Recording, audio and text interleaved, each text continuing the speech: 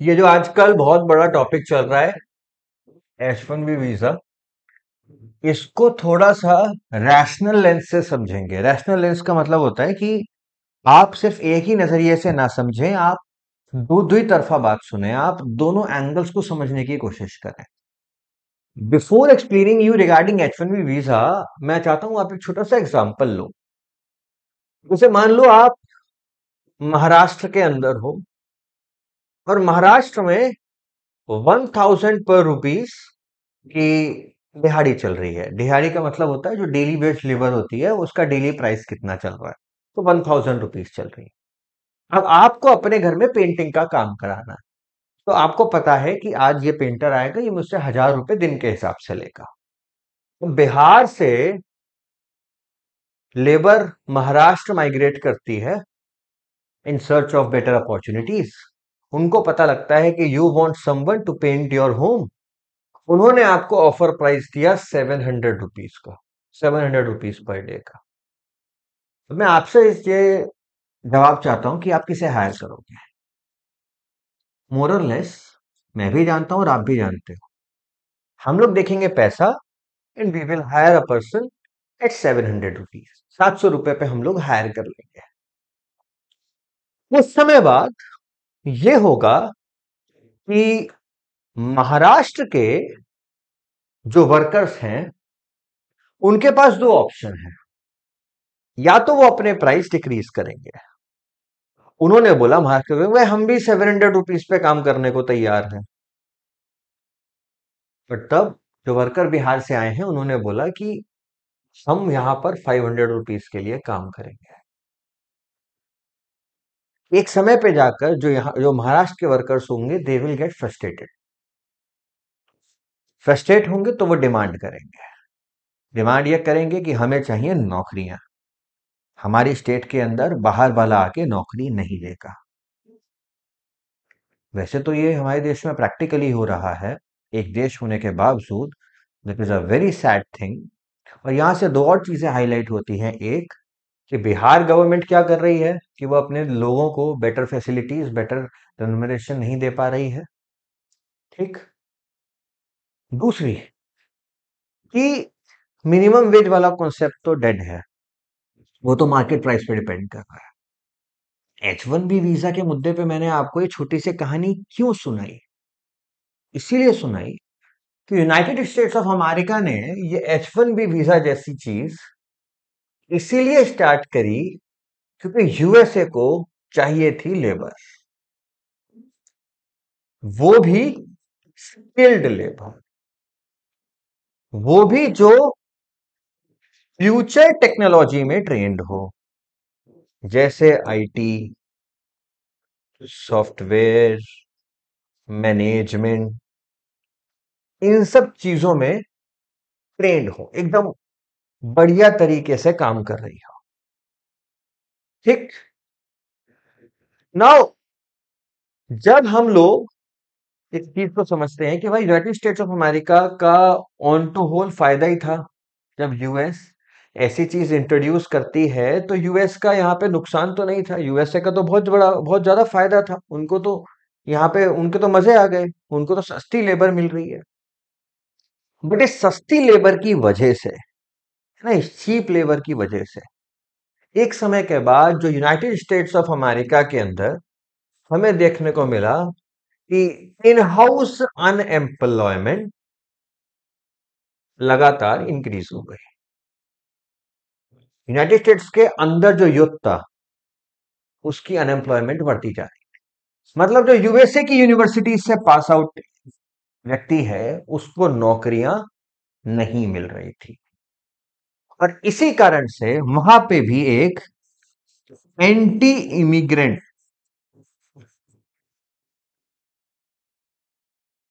Strikes, rallies चालू हो गई। ये H1B वीजा है क्या? H1B वीजा किसे मिलता है? सबसे पहली चीज जो आपको याद रखनी है कि ये जो वीजा है इसका पैसा एम्प्लॉयर भरता है, इसका पैसा एम्प्लॉय नहीं भरता है। अमेरिका ने एक पॉलिसी लगाई कि पूरे साल में 60,000 लोग आप अमेरिका के बाहर से जो टेक्निकली स्किल्ड हो और अमेरिका के लिए प्रॉफिट लेकर आए, अमेरिका के लिए टेक्नोलॉजी लेकर आए, जैसे सुंदर पिचई, आप 60,000 लोगों को आप लेकर आ सकते हो।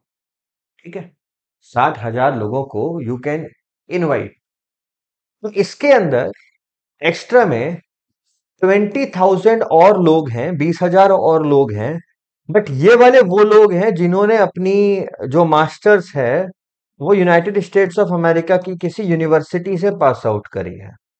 जैसे यूएस के अंदर न्यूयॉर्क यूनिवर्सिटी है, उसमें कोई किसी और देश का व्यक्ति पढ़ने गया या वहां का व्यक्ति पढ़ रहा है, तो उसको भी आप इस 20,000 में वो एक अलग से अपफ्रंट है। तो ये जो 60,000 लोग हैं, ये अमेरिका से अमेरिका के अंदर जाके नौकरी पा सकते हैं।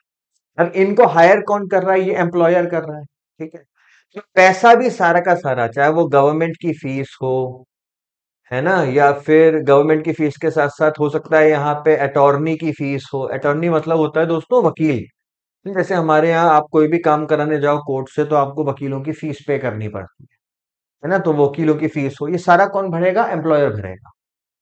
तो अब जो एम्प्लॉय है, मतलब जैसे मान लो कोई इंडिया के अंदर कोई आईआईटी पास आउट व्यक्ति है, उसको हायर किया है, मान लो मेटा ने हायर किया है ना, तो Meta will fill up this fees, ये सारी फीस मेटा भरेगा।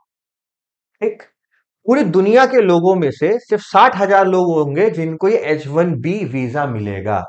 जिस वीजा की दोस्तों जो वैलिडिटी होती है वो सिर्फ और सिर्फ 3 साल होती है। 3 इयर्स की वैलिडिटी होती है। अभी जो 3 साल की वैलिडिटी है, इसको 3 साल का एक्सटेंशन मिल सकता है, 3 ईयर एक्सटेंशन मिल सकता है, और भी एक्सटेंशन मिल सकता है अगर आपने कहीं पे यूनाइटेड स्टेट्स ऑफ अमेरिका के ग्रीन कार्ड के लिए अप्लाई किया हुआ है और आपकी एप्लीकेशन पेंडिंग है, या कुछ लोग शादी वगैरह भी कर लेते हैं जिनके पास ऑलरेडी वहां पे ग्रीन कार्ड होता है, तो ये इसकी वैलिडिटी होती है।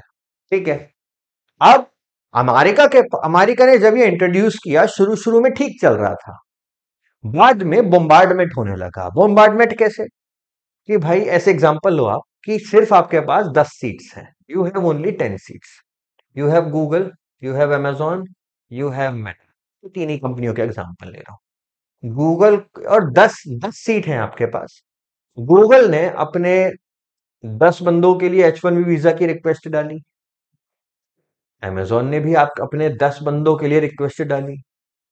अब मेटा ने अपनी कंपनी के लिए H1B वीजा ज्यादा मिले, उनके चांसेस बढ़ाने के लिए मेटा ने अपने से जबरदस्ती करके 50 लोगों की रिक्वेस्ट डाल दी। तो एक बात बताओ, अगर 10 लोगों की प्रोबेबिलिटी है और आपके पास लॉटरी में 70 लोग हैं जिनमें से 50 मेटा वाले हैं, तो मेटा के ऑलरेडी प्रोबेबिलिटी चांसेस ज्यादा हैं कि उसके लोगों को H1B वीजा मिल जाएगा। तो गूगल और अमेजॉन का तो यहाँ पे नुकसान हो जाएगा ना। तो अमेरिका सबसे पहले इन सब चीजों के साथ लड़ रहा था। 2024 में अमेरिका ने इस चीज को सॉल्व करने के लिए वन पर्सन वन एप्लीकेशन का एक फेनोमेना इंट्रोड्यूस किया। वन पर्सन वन एप्लीकेशन का मतलब है कि एक व्यक्ति, अब चालूबंदी देखो, यहां पर एक व्यक्ति जो अप्लाई कर रहा है, जो इंडिया के अंदर या किसी भी देश में, उसने अपना गूगल में भी एप्लीकेशन डाली, अमेजोन में भी डाली, मेटा में भी डाली, क्योंकि उसके दिमाग में बस एक है कि मुझे अमेरिका जाना है, मुझे काम करना है। उसकी गूगल ने भी एप्लीकेशन दे दी, अमेजोन ने भी दे दी और मेटा ने भी दे दी। इसका मतलब यह है कि एक तो मैंने आपको प्रोबेबिलिटी मेटा वाली बताई, ये एक बहुत बड़ा प्रॉब्लम था। दूसरी जो चीज थी वो ये थी कि वो व्यक्ति भी तीन तीन जगह अप्लाई कर देता था, तो उस व्यक्ति की प्रोबेबिलिटी बाकी बाकी लोगों से ऑब्वियसली ज्यादा बढ़ गई। 2024 में इन्होंने वन पर्सन वन एप्लीकेशन जैसा फेनोमेना इंट्रोड्यूस करवा दिया। नाउ H1B वीजा रिसेंटली, उसमें जो एप्लीकेशन चार्जेस लगते थे, अमेरिका ने उसको बढ़ाकर इतना कर दिया है। This is the application charge. ये चार्ज कौन भरेगा? मैंने आपको बताया ये चार्ज भरेगा एम्प्लॉयर, जो एम्प्लॉय करेगा। अब अमेरिका ये क्यों करने की कोशिश कर रहा है? देखो, हमेशा जब से डोनाल्ड ट्रंप आए हैं, he is working on a policy known as MAGA, making America great again. America को ग्रेट कैसे बनाएंगे? अमेरिका के अंदर सबसे बड़ी आज की डेट में प्रॉब्लम क्या है? इट इज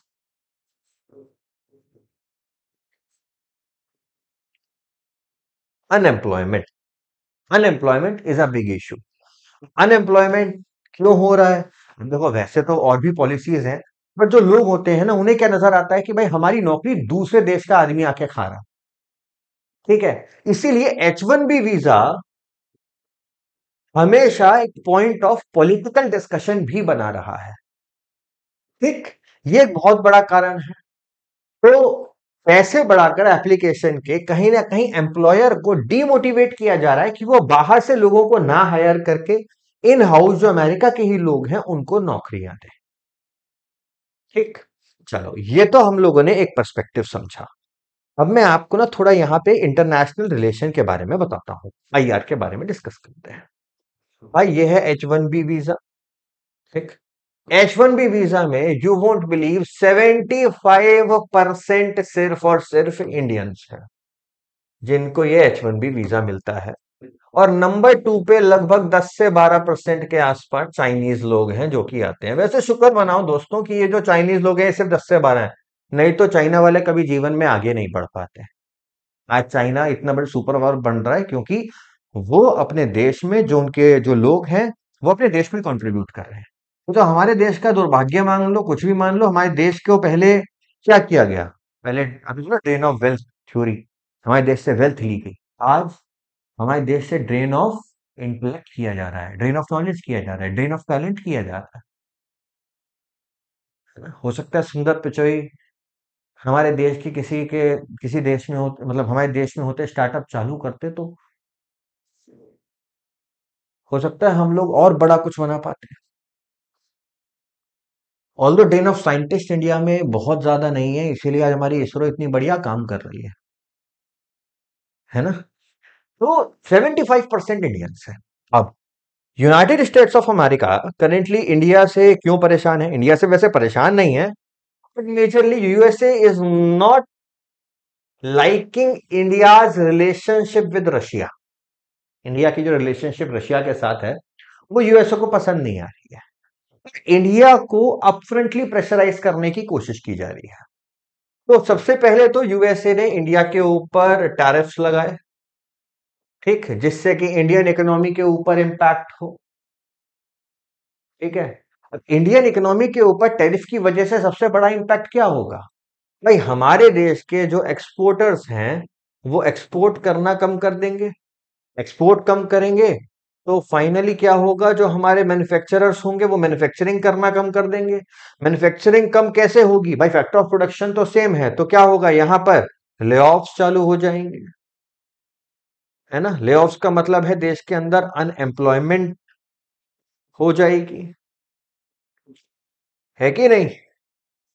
अनएम्प्लॉयमेंट हो जाएगी। अब ये तो एक तरफा चीज है। इस अनएम्प्लॉयमेंट को बढ़ाने के लिए अमेरिका H1B वीजा का भी इस्तेमाल कर सकता है।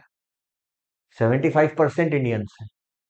अगर मान लो वो 75% इंडियन 65% भी रहे, तो अगर अप्रोक्सीमेटली मानोगे तो अच्छे खासे 1000-1200 लोग, टैलेंटेड लोग जो उसकी यूएस जा सकते थे, वो हमारे देश के लिए अनएम्प्लॉयमेंट की श्रेणी में आ जाएंगे और इससे फिर से अनएम्प्लॉयमेंट बूस्ट होगा।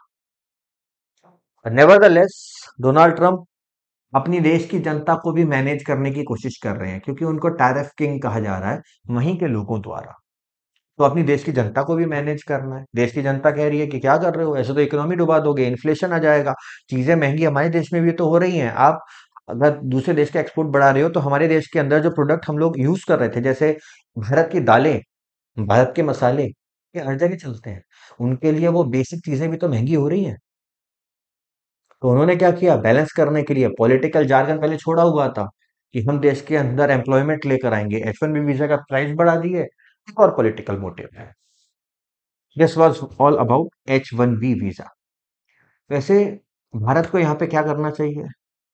दो तरीके की चीजें हैं। सबसे पहली चीज, जो लोग अमेरिका जा रहे होंगे, they are very talented people, सारी स्क्रीनिंग वगैरह हुई होगी उनकी, तो देखो अगर आप उन्हें कहीं यूज कर सकते हो तो, है ना? क्या पता उन्हीं में से कोई आगे, आज नहीं तो 15 साल बाद, मैं और आप सुन रहे हो कि H1B वीजा मेरा रिजेक्ट हो गया था, उस समय अमेरिका ने प्राइस बढ़ा दिए थे, इसीलिए मैं नहीं जा पाया। आज मैंने इंडिया का नंबर 1 स्टार्टअप खड़ा कर दिया, आज इंडिया को एक नई टेक्नोलॉजी दे दी। शायद इंडिया जो रिसर्च एंड डेवलपमेंट में या इंटेलेक्चुअल प्रॉपर्टी में जो चीज अचीव करना चाहता है इंडिया, वो अचीव कर पाए, है कि नहीं?